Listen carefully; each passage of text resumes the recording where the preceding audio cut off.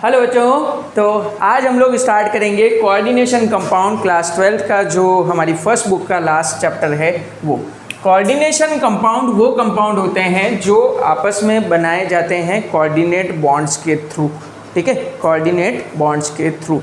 What are coordinate bonds? सबसे पहला question मेरा जो आपसे है वो है कोऑर्डिनेट बॉन्ड क्या होते हैं। एक सिंपल सा एग्जांपल लेते हैं नाइट्रोजन का। नाइट्रोजन कितने बॉन्ड बनाता है? कितने बनाएगा? 3 बॉन्ड।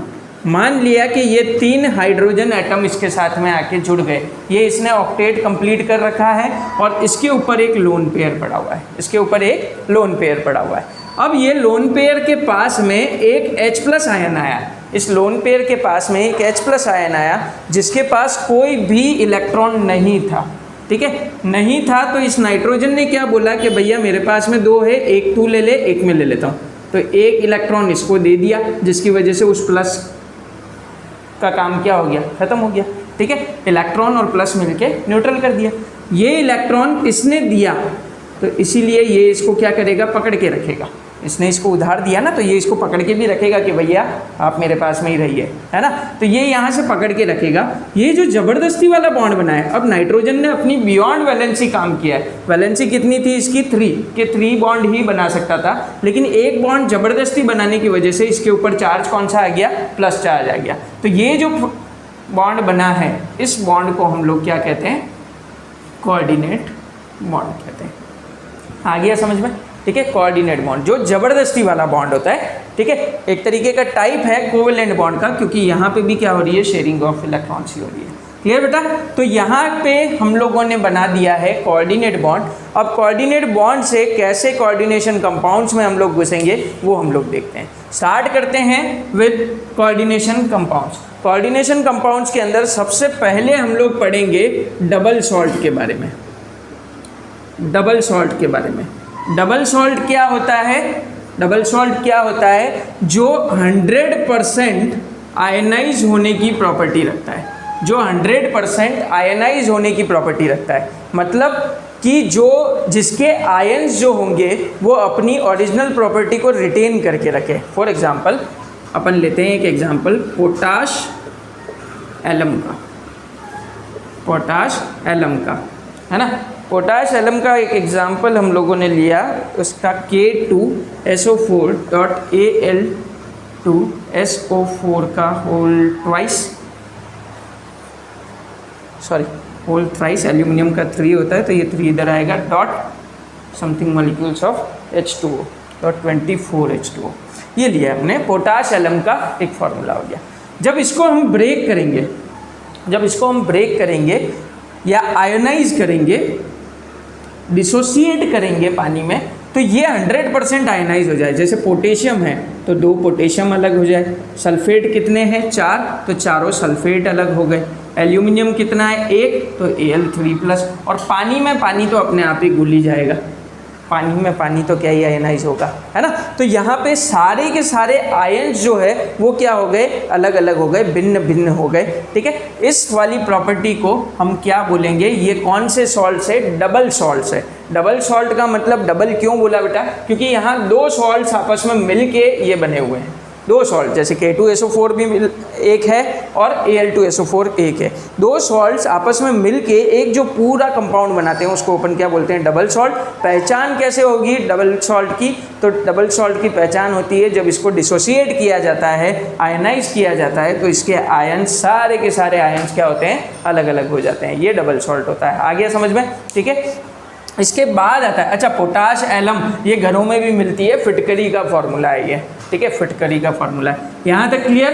पक्का? ठीक है, तो पॉज करिए और लिखिए। इसके बाद में हम लोग पढ़ेंगे कोऑर्डिनेशन कंपाउंड्स। कोऑर्डिनेशन कंपाउंड्स ये हम लोग पढ़ेंगे। कोऑर्डिनेशन कंपाउंड्स क्या होते हैं? जो अपनी आयन्स को रिटेन रखते हैं, मतलब जो 100% आयनाइज नहीं होंगे। फॉर एग्जांपल K4FeCN का होल 6, ये हमने एक कोऑर्डिनेशन कंपाउंड ले लिया K4FeCN का होल 6। जब मैं इसको आयनाइज करूँ या इसको डिसोसिएट करूँ वाटर के अंदर, तो इसमें से क्या होगा बेटा, ये वाला पार्ट डिसोसिएट हो जाएगा और ये पूरा का पूरा ऐसे का ऐसे आ जाएगा। जैसे 4 तो K+ निकलेंगे और FeCN का होल 6 एंड 4- क्यों आया इसके ऊपर, क्योंकि 4+ अगर किसी में से निकाल दो तो 4- इसके ऊपर चार्ज आ जाएगा। सिंपल सी चीज़ है, ठीक है। तो 4- इसमें आ गया। अब आप देखिए कि यहाँ पे क्या ये अलग हुआ, क्या ये अलग हुआ, क्या ये दोनों चीज़ें अलग अलग नहीं हुई है। दैट मीन्स कि भाई यहाँ पे इसने अपनी प्रॉपर्टी को क्या किया है, रिटेन किया है।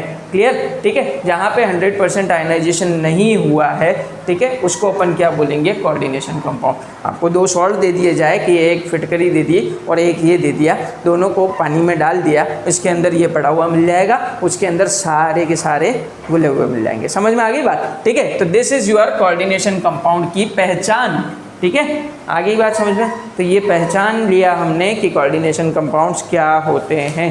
क्लियर। अब देखिए बेटा, इस कोऑर्डिनेशन कंपाउंड के अंदर कुछ जनरल बातें हमको करनी है, वो जनरल बातें अपन देखते हैं। ये जो बाहर वाला पार्ट होता है इसको बोला जाता है स्पेक्टेटर आयन, इसको बोला जाता है स्पेक्टेटर आयन। इसी को काउंटर आयन भी कहा जाता है, काउंटर आयन भी कहा जाता है, स्पेक्टेटर आयन या काउंटर आयन भी कहा जाता है। ये जो पूरा पार्ट है, ये वाला पूरा पार्ट है, इसको बोला जाता है कोऑर्डिनेशन स्फीयर। कोऑर्डिनेशन स्फीयर जो ब्रैकेट के अंदर लिखा हुआ होता है उसको अपन क्या बोलते हैं, कोऑर्डिनेशन स्फीयर बोलते हैं। इस कोऑर्डिनेशन स्फीयर में 2 चीज़ें होती है, इस कोऑर्डिनेशन स्फीयर में 2 चीज़ें होती है, एक तो ये और एक ये। इसको क्या बोलेंगे, ये आप लोग पहचान सकते हो कि डी ब्लॉक का एलिमेंट होगा, है ना। मोस्टली ये क्या लेते हैं हम लोग, डी ब्लॉक का एलिमेंट लेते हैं। तो this is D block element. ये क्या होगा बेटा, सेंट्रल मेटल एटम। इसको क्या कहेंगे, सेंट्रल मेटल एटम या आयन। आ गया समझ में, सेंट्रल मेटल एटम या आयन। और ये जो पीछे इसके साथ में लगे हुए हैं, है ना, जो एनायनिक पार्ट होते हैं या न्यूट्रल पार्ट हो सकते हैं, इनको हम लोग क्या कहेंगे, लिगेंड्स। लिगेंड्स, ठीक है। वापस समझ लीजिए, ये पूरा का पूरा कोऑर्डिनेशन कॉम्प्लेक्स है। इस कोऑर्डिनेशन कॉम्प्लेक्स के अंदर ये वाला जो बाहर पार्ट पड़ा हुआ है इसको अपन क्या बोलते हैं, स्पेक्टेटर आयन या काउंटर आयन। ये जो पूरा स्फीयर है, ये जो ब्रैकेट के अंदर वाला पार्ट है, इसको क्या बोलेंगे, कोऑर्डिनेशन स्फीयर। इस ब्रैकेट के अंदर में ये वाला जो पार्ट है उसको बोलेंगे सेंट्रल मेटल एटम या आयन, और ये वाला जो पार्ट है इसको क्या बोलेंगे अपन, ligands. Are you all clear, ठीक है। पक्का पॉज करिए, नोट करिए। तो होपफुली आप लोगों ने लिख लिया होगा। आगे हम लोग बढ़ते हैं इसमें। तो अगला जो टॉपिक हम लोग पढ़ेंगे वो पढ़ेंगे टाइप्स ऑफ कोऑर्डिनेशन कॉम्प्लेक्स कितने होते हैं, या टाइप्स ऑफ कोऑर्डिनेशन कंपाउंड्स कितने होते हैं। तो on the basis of types of ligands, अगर मैं सिर्फ लिगेंड्स के बेसिस पे बात करूं, on the basis of types of ligands, complex compounds 2 part में डिवाइडेड है, ठीक है। सिर्फ लिगेंड्स के टाइप को देख के हम लोग बताएं कि कॉम्प्लेक्स कंपाउंड कितने टाइप में है, 2 टाइप में डिवाइडेड है। One is homoleptic complex and another is heteroleptic complex.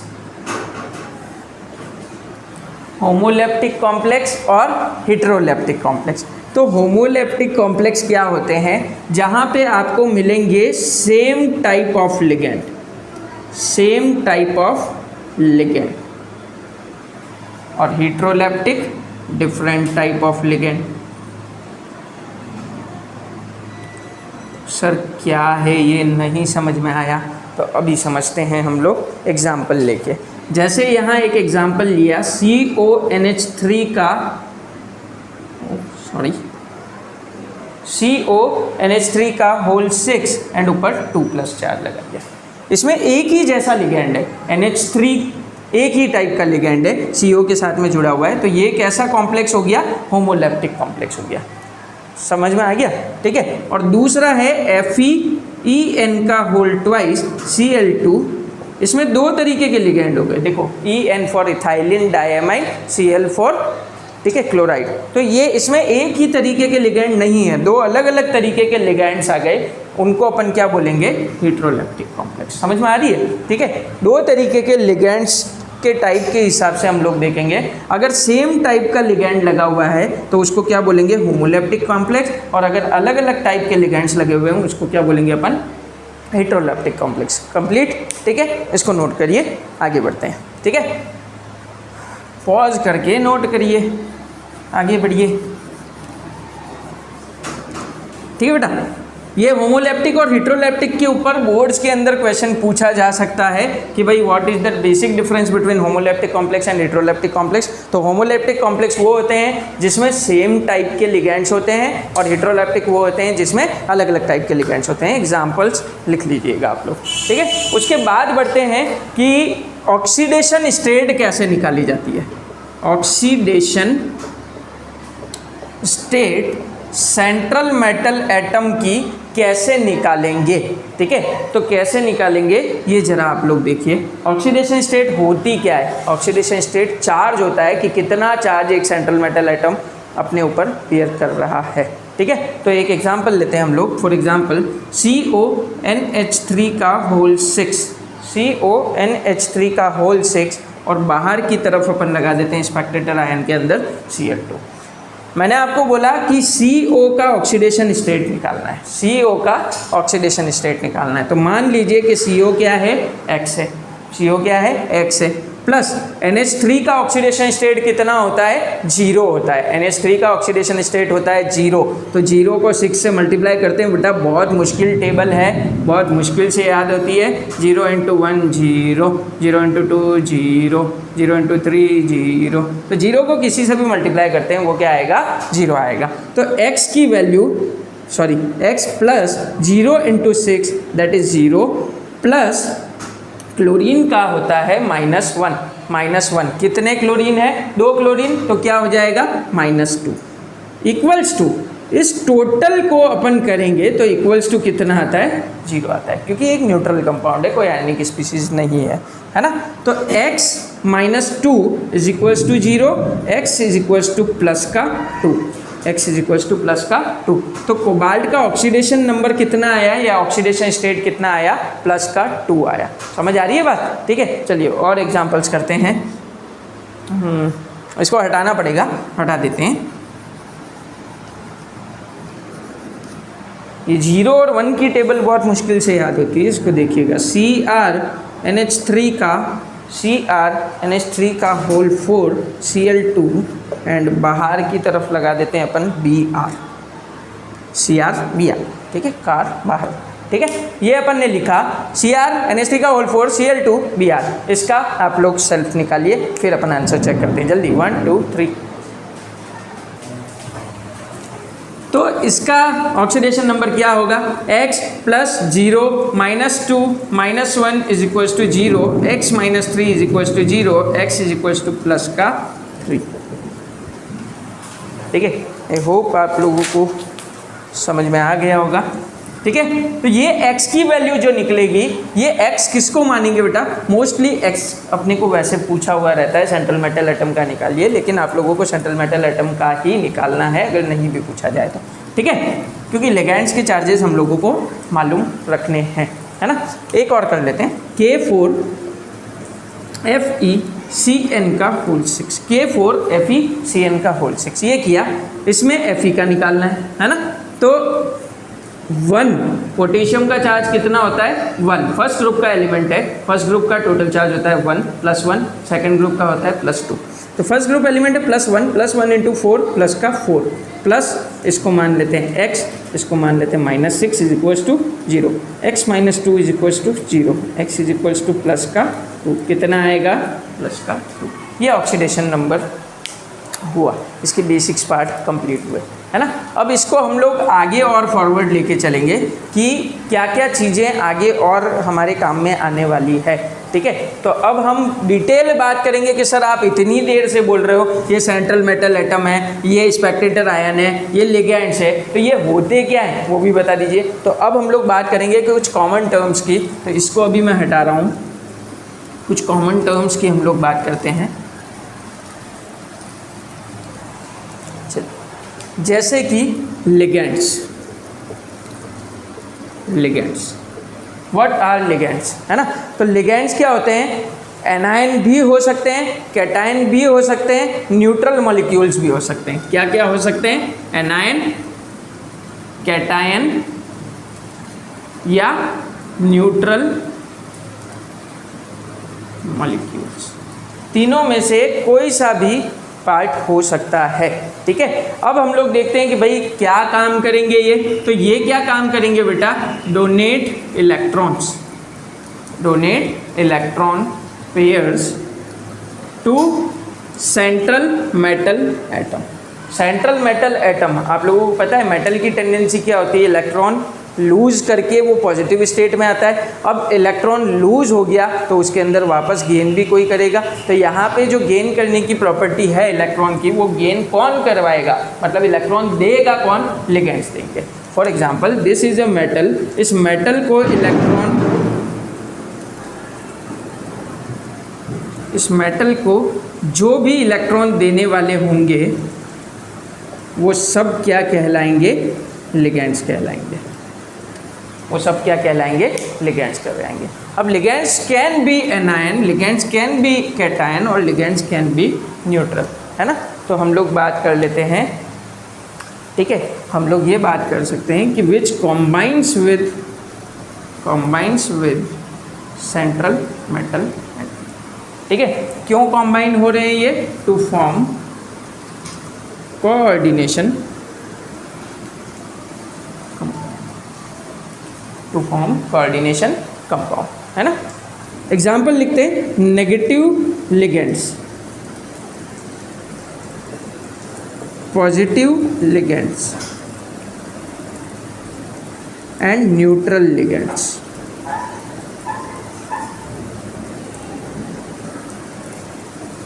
Negative ligands, positive ligands और न्यूट्रल लिगेंड्स, ये देखेंगे हम लोग। तो नेगेटिव लिगेंड्स कौन से होते हैं बेटा? Cl माइनस होते हैं, SO4 2 माइनस होते हैं, ठीक है, और भी होते हैं, ठीक है, एटसेट्रा कर देते हैं, और भी होते हैं। इन सब लिगेंड्स को मैं आपको लिखूंगा, Cl minus, Br minus, I minus, ये सारे, Cn माइनस, साइनाइड आयन, है ना, ये सारी। पॉजिटिव लिगेंड में सबसे बड़ा जो एग्जाम्पल है, सबसे ज़्यादा जो काम आता है वो होता है हाइड्रोजन, NH3+, NH2, NH3+, ठीक है, ये बोलते हैं। और इधर न्यूट्रल के अंदर H2O, जिसका चार्ज क्या होता है? 0, जिसका चार्ज क्या होता है? 0, NH3, ये चार्जेस क्या होते हैं? 0। नेगेटिव लिगेंड्स उनको कहेंगे जो नेगेटिव चार्जेस बियर कर रहे हैं, पॉजिटिव लिगेंड जो पॉजिटिव चार्जेस बियर कर रहे हैं, और न्यूट्रल लिगेंड जो न्यूट्रल है। क्लियर? ठीक है, लिखिए। हाँ बेटा, तो होपफुली यहाँ तक कोई परेशानी नहीं है। अब हम लोग इसके आगे पढ़ेंगे types of ligands, types of ligands, है ना। क्लासिफिकेशन ऑफ लिगेंड्स, लिगेंड्स को क्लासिफाई करते हैं हम लोग। तो we have different types of ligands, अलग अलग टाइप के अलग अलग क्लासिफिकेशन किए हुए हैं, ठीक है, depending on the denticity, depending on the denticity. Now what is denticity? तो डेंटिसिटी की एक सिंपल सी डेफिनेशन है, कितने number of lone pairs donate होते हैं टू सेंट्रल मेटल एटम। कितने नंबर ऑफ लोन पेयर्स एक लिगेंड डोनेट कर रहा है सेंट्रल मेटल एटम को, उसको अपन क्या बोलेंगे? डेंटिसिटी, ठीक है। कितने नंबर ऑफ एटम्स या कितने नंबर ऑफ इलेक्ट्रॉन्स, कितने नंबर ऑफ लोन पेयर्स ये डोनेट कर रहा है, ठीक है, सेंट्रल मेटल एटम को, उसको हम क्या बोलेंगे? डेंटिसिटी बोलेंगे। तो अब यहाँ क्या है बेटा? पहला लिखते हैं अपन मोनोडेंटेट लिगेंड, इसको यूनिडेंटेड भी कहा जाता है, यूनिडेंटेड भी कहा जाता है, मोनोडेंटेट लिगेंड कहते हैं अपन। तो मोनोडेंटेट लिगेंड क्या होता है? जिसके पास सिर्फ एक ही डोनर साइट हो, जिसके पास सिर्फ एक ही डोनर साइट हो, एक ही डोनर एटम हो, which has only one donor site or only one atom to donate electron pair. जिसके पास सिर्फ एक ही डोनर साइट हो या एक ही डोनर एटम हो उसको अपन क्या बोलेंगे, मोनोडेंटेट लिगेंड बोलेंगे। क्लियर, ठीक है। तो एग्जांपल्स इसके लिखते हैं। इसमें भी तीन तरीके के हम लोग लिखेंगे, neutral monodentate ligands, negative monodentate ligands और पॉजिटिव मोनोडेंटेट लिगेंड, है ना। न्यूट्रल, नेगेटिव और पॉजिटिव। नेगेटिव को हम लोग एनायनिक भी बोल सकते हैं, पॉजिटिव को हम लोग कैटायनिक भी बोल सकते हैं। क्लियर। तो इसके एग्जांपल्स कुछ है, मैं लिख देता हूँ। NH3 H2O NO PH3 O2 N2 NH2 NH2 CO, ठीक है। एक CH3OH और होता है। तो इनके नाम क्या होंगे, जैसे इसका नाम होता है एमाइन, इसको बोलते हैं एक्वा, इसको बोलते हैं नाइट्रोसिल, है ना, इसको बोलते हैं फॉस्फिन। O2 के लिए डाइऑक्सीजन, डाइनाइट्रोजन, हाइड्रोजन, CO के लिए कार्बोनिल, है ना। एनायनिक के अंदर F minus, Cl minus, Br minus, I minus, ठीक है।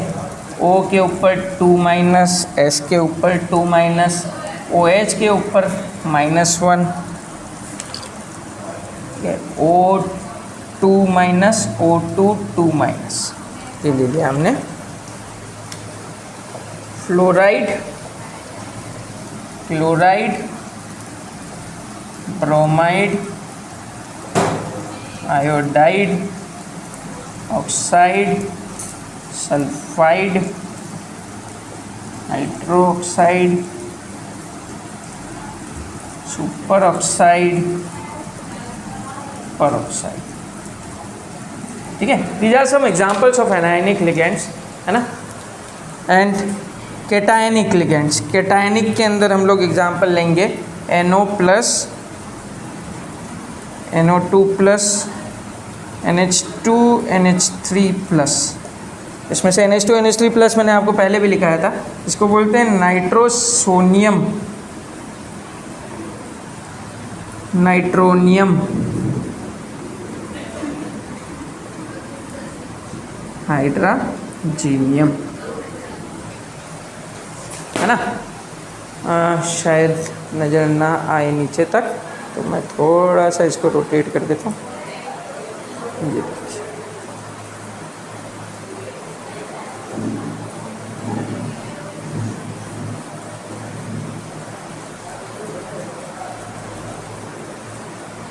Okay, great. तो यहाँ तक ये सारा पार्ट है किसका, मोनोडेंटेट लिगेंड का। मोनोडेंटेट लिगेंड क्या होते हैं, जिसके पास सिर्फ एक ही डोनर एटम हो या एक ही इलेक्ट्रॉन है। हम लोग देख ले, यहाँ पे क्या है, NH3 है, सिर्फ नाइट्रोजन डोनेट कर सकता है। H2O सिर्फ ऑक्सीजन डोनेट कर सकता है। NO both nitrogen and oxygen can donate, लेकिन एक टाइम पे एक ही करेगा, ठीक है बेटा। PH3 सिर्फ फॉस्फोरस करेगा।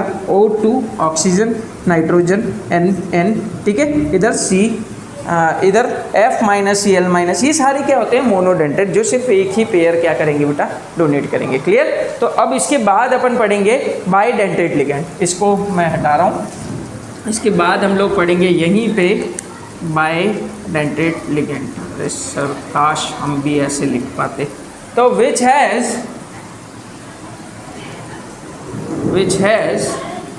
2 atoms to donate electrons, ठीक है। Ligands that has 2 donor sites, ठीक है, 2 donor sites to donate electron, clear, ठीक है। जिसके पास 2 डोनर साइट हो and can donate electron, clear.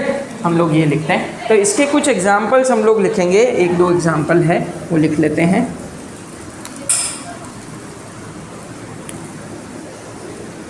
मौसम की बारिश। चलिए, तो यहाँ पे हम लोग लिखेंगे बेटा एक एग्जाम्पल, बड़ा अच्छा सा एग्जाम्पल है, CH2 एंड देन NH2। यहाँ पे इथाइलिन और इसको क्या कहते हैं, एमाइन। एमाइन कितने हैं, 2 है, तो this will become ethylene diamine. Ethylene diamine कहेंगे इसको ईन से रिप्रेजेंट किया जाता है ना, इथाइलिन डाइएमाइन, इसको ईन से रिप्रेजेंट किया जाता है, EN से लिखा जाता है। इथाइलिन डाइएमाइन में देखिए दोनों तरफ से इलेक्ट्रॉन्स डोनेट हो सकते हैं, इधर से भी इधर से भी, तो इसको क्या बोलेंगे अपन, बाइडेंटेट लिगेंड बोलेंगे। क्लियर, ठीक है। एक और एग्जांपल होता है CO माइनस, इधर से CO माइनस, इसको बोलते हैं oxalate ion. Oxalate ion ox से रिप्रेजेंट किया जाता है, जी हाँ, ये बेल नहीं है, ये ऑक्स मतलब ऑक्जेलेट होता है, ठीक है। क्लियर, चलिए, तो बाइडेंटेट लिगेंड जहाँ पे 2 डोनर साइड्स हो, ठीक है। मोनोडेंटेट लिगेंड जहाँ पे 1 डोनर साइड हो। पॉलीडेंटेट लिगेंड्स, इसके बाद पढ़ेंगे अपन क्या, पॉलीडेंटेट लिगेंड्स, जहाँ पे कितनी डोनर साइड्स हो, 2 से ज़्यादा डोनर साइड। तो इसके बाद हम पढ़ेंगे बेटा पॉलीडेंटेट लिगेंड। पॉलीडेंटेट लिगेंड जहाँ पे which has more than 2 donor sides, जिसमें 2 से ज़्यादा डोनर साइड्स हो, उसको बोलेंगे। इसका एक बहुत बढ़िया एग्जाम्पल होता है EDTA। EDTA, ठीक है। EDTA stands for ethylene diamine tetra acetate. Tetra acetate, ethylene diamine tetra acetate, ये कहा जाएगा इसको। तो यहाँ से क्या होता है बेटा, कैसे हम लोग इसको आगे कवर करेंगे वो अपने को देखना है। तो एक एग्जांपल, इसका स्ट्रक्चर बनाते हैं हम लोग इथाइलिन डाइएमाइन का। तो दिस इज इथाइलिन, दोनों तरफ नाइट्रोजन नाइट्रोजन लगा दीजिए तो वो डाइएमाइन बन जाता है, अभी पीछे पड़ा था इथाइलिन डाइ। अब टेट्रा एसीटेट है तो इधर और इधर, इधर और इधर आपको एसीटेट ग्रुप लगाना है। What is acetate group, CH2 COO minus, CH2 COO minus, CH3 COO minus होता है। वैसे एक हाइड्रोजन क्यों निकाला, क्योंकि यहाँ पे बॉन्ड बना हुआ है, तो टेट्रा ग्रुप लगाने। ये कितने हो गए, 2, इधर भी लगाइए CH2 COO minus, CH2 COO minus, ये हो गया। ये पूरा स्ट्रक्चर किसका हो गया, ethylene diamine tetra acetate EDTA का, है ना। एंड EDTA को अगर देखा जाए कितनी साइड से, इसमें देखो नाइट्रोजन नाइट्रोजन तो है ही, एक ये ऑक्सीजन, ये ऑक्सीजन, ये ऑक्सीजन, ये ऑक्सीजन, टोटल कितनी साइड्स हो गई इसमें, 6 साइड्स हो गई। 6 साइड्स मतलब it is a hexadentate ligand. It is a hexadentate ligand. Are you all clear, ठीक है। तो यहाँ पे टाइप्स ऑफ लिगेंड में और अपन आगे बढ़ाते हैं। This was number 3। पहला पढ़ा अपन ने मोनोडेंटेट लिगेंड, दूसरा पढ़ा अपन ने बाइडेंटेट, तीसरा पढ़ रहे हैं हम लोग क्या, पॉलीडेंटेट। अब इसके आगे की कहानी हमको देखनी है। चलिए, तो ये पॉलीडेंटेट लिगेंड हो गया। अब इसके बाद देखना है हमको क्या, एम्बीडेंटेट लिगेंड। एम्बीडेंटेट लिगेंड, ठीक है, AMBI, ambidentate ligand. This was number 4 ligand, है ना। तो जहाँ पे एम्बीडेंटेट लिगेंड क्या होता है बेटा, ऐसे लिगेंड जिसके अंदर 2 अलग अलग डोनर एटम्स अवेलेबल हो, ठीक है, which has 2 different donor atoms available, ठीक है। इसकी हम लोग एक डेफिनेशन लिख लेते हैं, which have 2 different donor atoms but at the time of coordination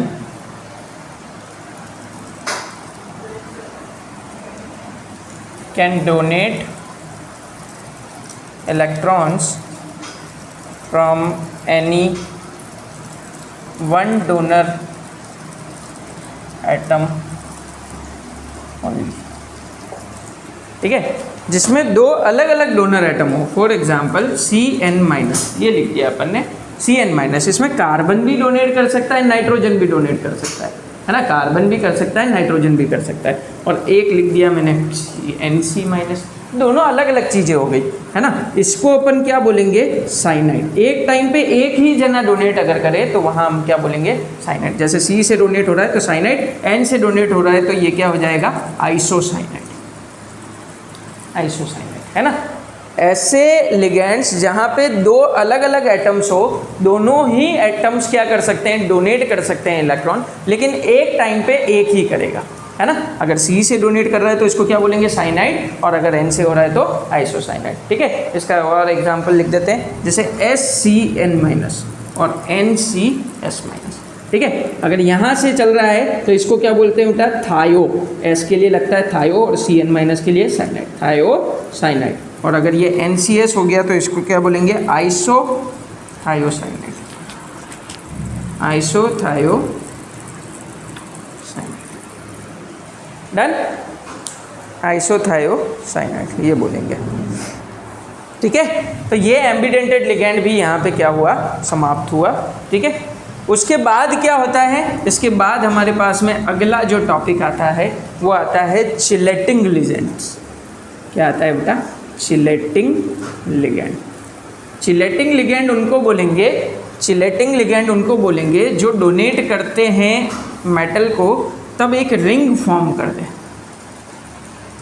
chelating ligand उनको बोलेंगे जो मेटल को जब इलेक्ट्रॉन डोनेट करे तो उस टाइम पे क्या फॉर्म कर दे, रिंग फॉर्म कर दे। For example,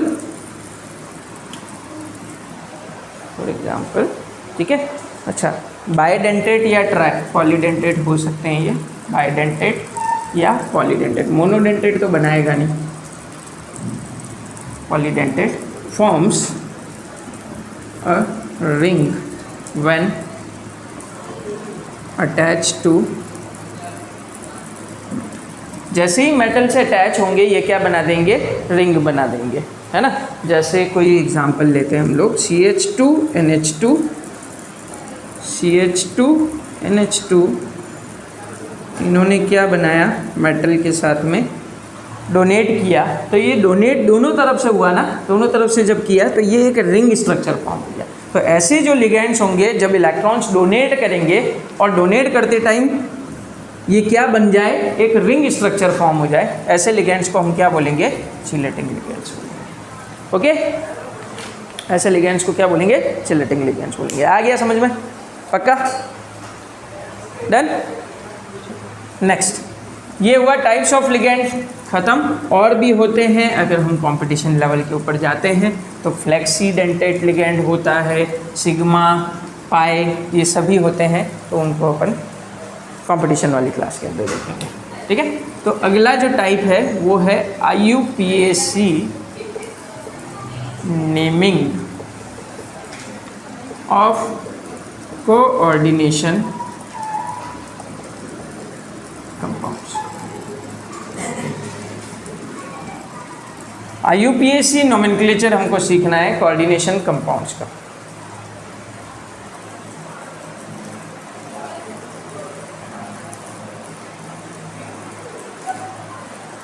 IUPAC naming of coordination compound, ये पढ़ना है हमको।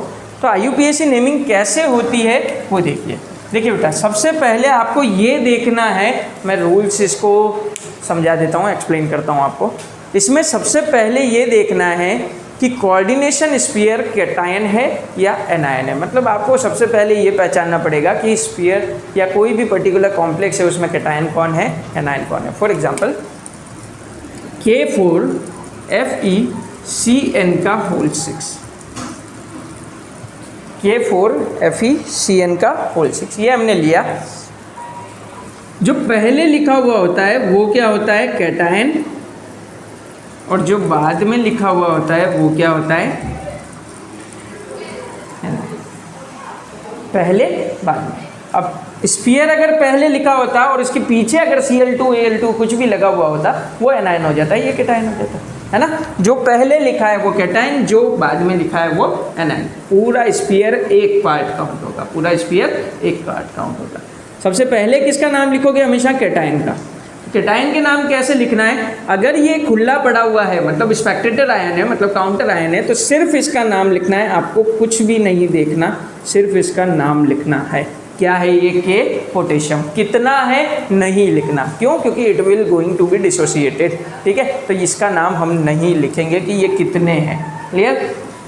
चलिए नेक्स्ट, स्फीयर का नाम कैसे लिखेंगे, तो स्फीयर के नाम में सबसे पहले लिखाएगा लिगैंड का नाम, सबसे पहले लिखाएगा लिगैंड का नाम, एंड लिगैंड का नाम किसके फॉलो अप में लिखाएगा, कितने लिगैंड है, कितने लिगैंड है, एक ही है तो सिंपल नाम लिख दो, 2 है तो डाई लगाओ, 3 है तो ट्राई, 4 है तो टेट्रा, यहाँ कितने 6, तो 6 के लिए क्या लगेगा हेक्सा, 6 के लिए क्या लगेगा हेक्सा, तो हेक्सा CN माइनस, अगर कोई भी लिगैंड नेगेटिव लिगैंड होता है, अगर कोई भी लिगैंड नेगेटिव लिगैंड होता है तो उसके नाम के पीछे हम लोग क्या लगा देते हैं, O लगा देते हैं, ई हटाओ ओ लगाओ, जैसे साइनाइड होता है ना, साइनाइड होता है, यहाँ से ई हटा के हम क्या करेंगे ओ लगा देंगे, हेक्सा साइनाइडो, ये नाम बन जाएगा। हमको बस ये मालूम करना है कि इसका चार्ज क्या है, अगर इसका चार्ज माइनस है तो इसके नाम के पीछे वाला लेटर हटा के हम क्या लगा देंगे, ओ लगा देंगे,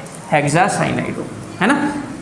अगर कोई कोऑर्डिनेशन स्फीयर भी एनायन है, अभी देखो यहाँ पे ध्यान से समझना, आप सब जने ध्यान से समझना, ये कैटायन था और ये क्या है एनायन है, ठीक है, जब भी ये स्फीयर ब्रैकेट वाला पार्ट एनायन आ जाए तो आपके मेटल के नाम के पीछे ATE लगेगा, आपके मेटल के नाम के पीछे क्या लगेगा, ATE लगेगा, ठीक है, कैसे लगेगा, फेरेट, क्या लगेगा, फेरेट लगेगा, है ना, आयरनेट तो बोल नहीं सकते तो फेरेट बोलेंगे, फेरस बिकम्स फेरेट।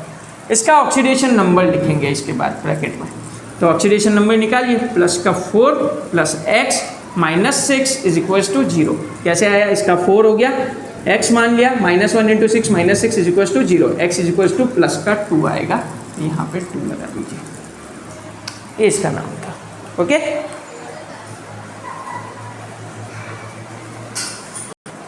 चलिए और एग्जांपल्स ले लेते हैं, यहाँ पे CONH3 का होल 6 एंड बाहर ले लेते हैं Cl2, इसमें ये कैटायन था, ये एनायन था, अब क्या हो गया बेटा, पहले स्फीयर लिखा हुआ है तो स्फीयर क्या हो गया आपका कैटायन और ये क्या हो गया आपका एनायन, तो अभी आपको ATE यूज नहीं लेना सेंट्रल मेटल इलेक्ट्रोड के, ठीक है।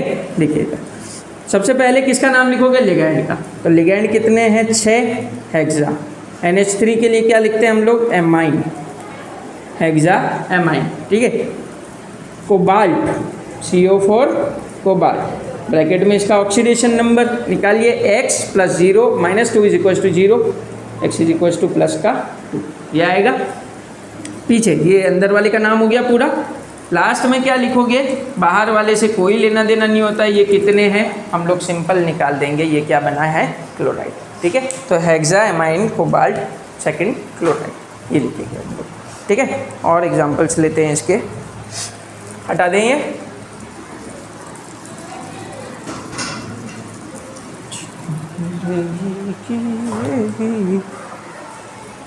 क्वेश्चन है right IUPAC names of, first right IUPAC names of CrNH3 का होल 4 Cl2, ये लिया हमने और बाहर एक और Cl लगा दीजिए, CrNH3 का होल 4 Cl2 एंड बाहर एक और Cl लगा दिया। सबसे पहले वही cation anion, this is sphere is cation and ये एनायन है, ये पीछे लिखा जाएगा, है ना। तो स्फीयर का नाम कैसे लिखेंगे, लिगैंड के नाम से। अब यहाँ सर लिगैंड 2 आ गए, मतलब कौन से टाइप का कॉम्प्लेक्स हो गया, हेट्रोलैप्टिक कॉम्प्लेक्स हो गया। सेम लिगैंड आते हैं तो होमोलैप्टिक, अलग अलग आते हैं तो हेट्रोलैप्टिक, तो ये हेट्रोलैप्टिक कॉम्प्लेक्स हो गया। तो यहाँ से हेट्रोलैप्टिक के अंदर इसका नाम क्या होगा बेटा, डाइक्लोरिडो। मैंने अभी बताया था आपको कि अगर नेगेटिव लिगैंड है तो उसके नाम के पीछे क्या करो, ई हटा के ओ लगाओ, और इसका नाम क्या हो गया, टेट्रा एमाइन। एमाइन की स्पेलिंग AMMIN, एमाइन। स्पेलिंग्स देख लीजिए, ये ए से स्टार्ट है, ये सी से स्टार्ट है, अल्फ़ाबेटिकल ऑर्डर में ही जमना चाहिए, पहले एमाइन लिखाएगा फिर क्लोरिडो लिखाएगा, है ना। तो ये सही लिखा है हमने। क्या हमारे दोनों लिगेंड्स के नाम कंप्लीट है क्या? Yes sir, tetraammine dichlorido. अब किसका आएगा? क्रोमियम का नाम आएगा। अब किसका आएगा बेटा? क्रोमियम का। तो क्या हम क्रोमेट लिखेंगे क्या? नहीं लिखेंगे। क्रोमेट कब लिखते हैं? जब ये वाला पार्ट पीछे की तरफ होता, जब ये एनायन की तरफ होता। अभी केटायन है तो सिंपल क्रोमियम, ब्रैकेट में इसका ऑक्सीडेशन नंबर और फिर क्लोराइड। अब ऑक्सीडेशन नंबर कैसे निकाल दिया सर? इसको x मान लिए, 0 × 4 0 प्लस -1 × 2 माइनस का 2 और ये माइनस का 1 is equal to 0, x - 3 is equal to 0, x is equal to plus का 3। ये ऑक्सीडेशन नंबर आ गया समझ में? ठीक है, चलिए एक एग्जाम्पल और ले लीजिए।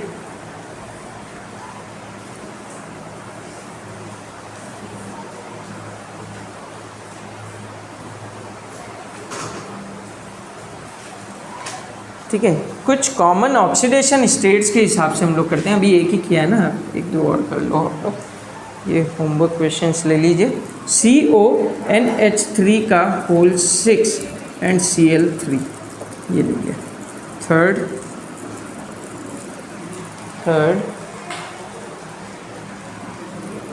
Na2 FeCN का होल 5 N4। ठीक है, इनके नाम क्या बनेंगे ये आप लोग सेल्फ करेंगे। ठीक है, सेल्फ करिएगा, है ना। नेक्स्ट, इसके बाद मैं आपको लेता हूँ कि भाई कैसे हम लोग इसको लिख लीजिए। ठीक है, होमवर्क क्वेश्चन है।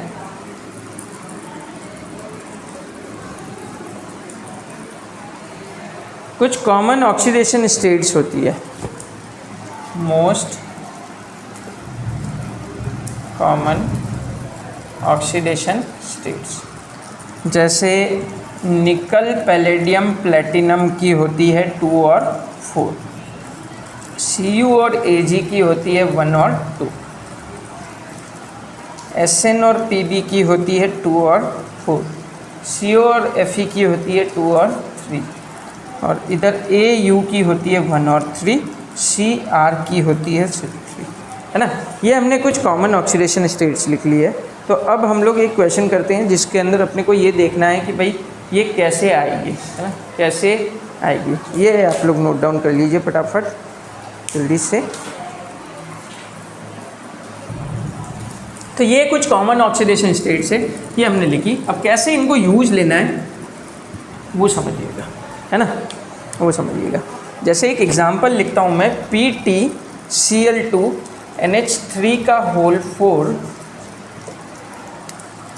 And PtCl4। ये हमने एक एग्जांपल लिख दिया कि PtCl2 NH3 का होल 4 और PtCl4। तो बेटा सबसे पहले इसकी ऑक्सीडेशन स्टेट निकालनी पड़ेगी, सबसे पहले इसकी ऑक्सीडेशन स्टेट निकालनी पड़ेगी। नाम कैसे लिखेंगे वो देख लीजिए। टेट्राएमाइन डाइक्लोरिडो, एंड ये प्लेटिनम ही लिखाएगा क्योंकि ये कैटायन की तरफ है, और ब्रैकेट में इसका ऑक्सीडेशन नंबर।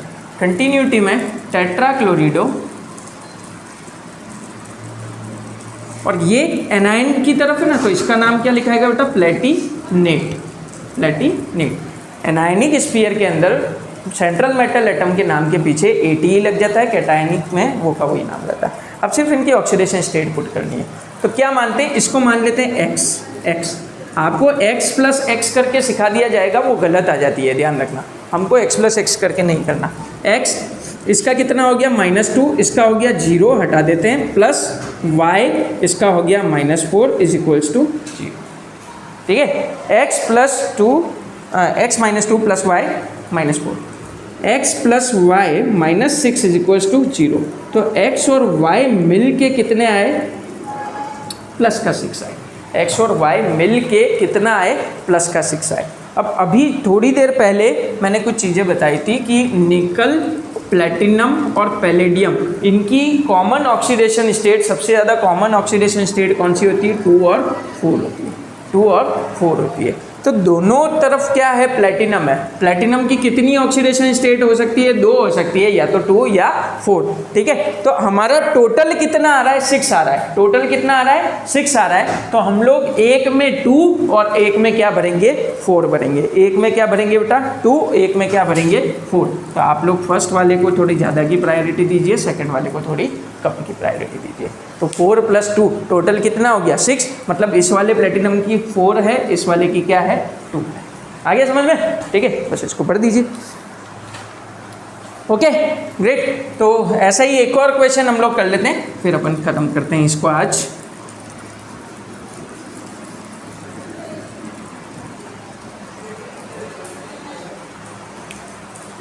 एक और क्वेश्चन है, AgNH3 का होल 4 एंड AuCN का होल 4। ये AgNH3 का होल 4, AuCN का होल 4, ये हो गया। तो ये कैटायनिक हो गया और ये एनायनिक हो गया। अभी थोड़ी देर पहले हमने पढ़ा था कि भाई Ag और Au, Cu और Ag की जो कॉमन ऑक्सीडेशन स्टेट्स होती है वो कितनी होती है, 1 और 2 होती है। और Au की जो कॉमन ऑक्सीडेशन स्टेट होती है वो कितनी होती है, 1 और 3 होती है, ठीक है। तो x इसको मान लेते हैं +0 + y -4 इज इक्वल्स टू 0। तो x + y -4 is equals to 0, x + y is equals to what, 4। इसका और इसका ऑक्सीडेशन स्टेट मिला के कितना आ रहा है, 4 आ रहा है। हमको पता है Ag की कितनी हो सकती है, 1 या 2, और Au की कितनी हो सकती है, 1 या 3। दोनों में से क्या जोड़ें कि भाई ये x और y मिला के बन जाए 4। तो Ag का क्या है बेटा, 1 मान लीजिए, और Au का 3 मान लीजिए। तो 1 + 3 = 4 आ जाएगा। तो मतलब Ag का ऑक्सीडेशन स्टेट हमको कितना लिखना पड़ेगा, +1, और Au का कितना लिखेंगे, +3। समझ में आ रहा है क्या ये वाला पार्ट, ठीक है।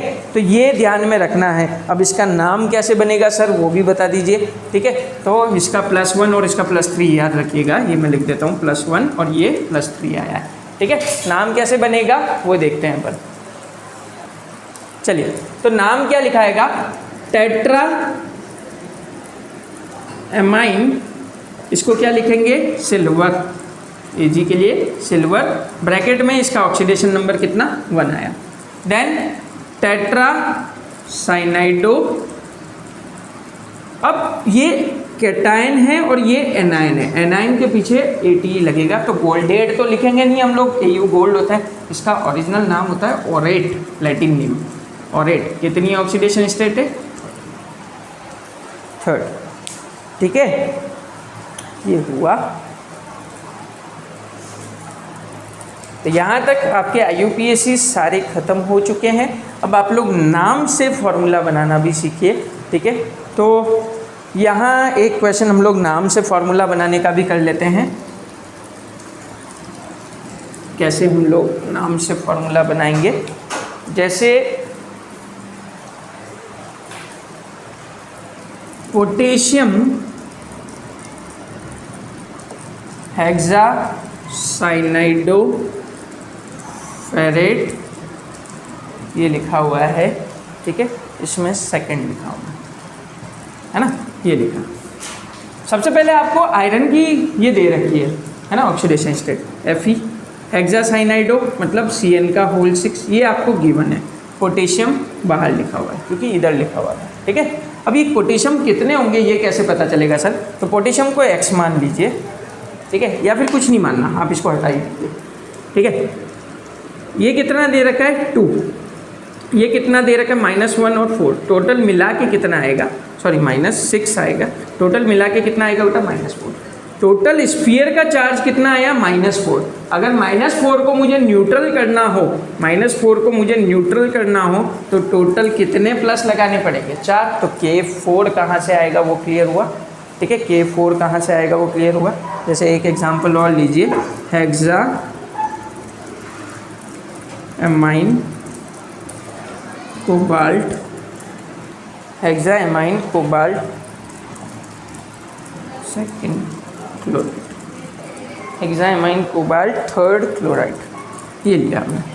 तो हेक्सा एमाइन मतलब NH3 का होल 6, कोबाल्ट मतलब CO, ब्रैकेट बना दिया, क्लोराइड पीछे लिखा हुआ है तो Cl लगा दो। अब ये Cl कितने लगेंगे वो इसका चार्ज निकाल के, तो x प्लस जीरो, ये सॉरी 3 दे रखा है आपको, 3 प्लस 0, टोटल चार्ज इसका कितना है 3 माइनस, तो यहाँ पे कितना हो जाएगा बेटा, ये कितने लगेंगे, आ गया समझ में, ठीक है। तो this is all about IUPAC bonding, और यहाँ तक हमने ऑलमोस्ट आधा चैप्टर कर लिया है। इसी के आगे अब जब हम लोग देखेंगे तो isomerism, Werner's theory, VBT and CFT, ये हम लोग अगली क्लास में देखेंगे। Bye bye.